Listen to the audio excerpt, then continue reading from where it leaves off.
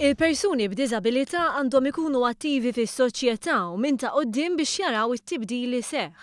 Dan huwa kliem Oliver Scicluna, Chairman tal-Kunsill Nazzjonali Persuni b'Diżabilità, fil-jum li beda jintuża simbolu ġdid għal persuni b'diżabilità. Oliver spjegalna l-idea wara dan is-simbolu.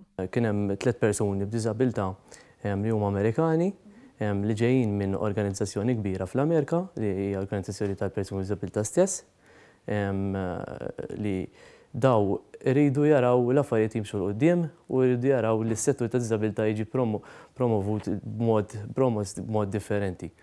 Għalhekk ivvintaw dan l-accessibility icon il-ġdid. X'għandu differenti dan l-accessibility icon minn dak ta' qablu?